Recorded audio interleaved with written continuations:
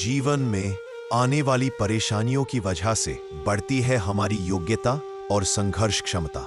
एक प्रचलित कथा के अनुसार पुराने समय में एक किसान की फसल बार बार खराब हो रही थी। कभी तेज बारिश की वजह से, कभी तेज धूप की वजह से, कभी ठंड की वजह से उसकी फसल पनप नहीं पा रही थी। एक दिन इसे दुखी होकर किसान भगवान पर नाराज हो गया। वह भगवान को लगातार कोस रहा था। तभी वहां भगवान प्रकट हुए। किसान ने भगवान से कहा कि भगवान, आपको खेती की बिल्कुल भी जानकारी नहीं है। आप गलत समय पर बारिश कर देते हो, कभी भी तेज धूप और ठंड बढ़ा देते हो। इससे हर बार मेरी फसल खराब हो जाती है। आप मेरी अगली फसल तक मेरे अनुसार मौसम कर दीजिए। जैसा मैं चाहूं वैसा ही मौसम रहे। ये बातें सुनकर भगवान ने कहा कि ठीक अब से ऐसा ही होगा। ये बोलकर वे अंतर्ध्यान हो गए। अगले दिन से किसान ने फिर से गेहूं की खेती शुरू कर दी। अब जब वह बारिश चाहता था तब बारिश होती। फसल के लिए जब उसे धूप की जरूरत होती तब धूप निकलती।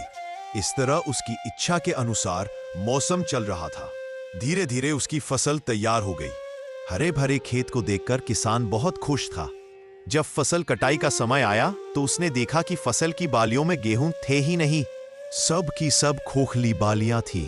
ये देखकर उसने फिर से भगवान को याद किया। भगवान प्रकट हुए तो इसकी वजह पूछी। भगवान ने कहा कि तुम्हारी फसल ने बिल्कुल भी संघर्ष नहीं किया है, इसी वजह से ये खोखली हो गई है। जब फसलें तेज बारिश में, तेज हवा में खुद को बचाए रखने का संघर्ष करती है, तेज धूप से लड़ती है, तभी उसमें दाने बनने की प्रक्रिया शुरू होती है। जिस तरह सोने को चमकने के लिए आग में तपना पड़ता है, ठीक उसी तरह फसलों के लिए भी संघर्ष जरूरी होता है। ये बात किसान को समझ आ गई और उसे अपनी भूल का एहसास हो गया।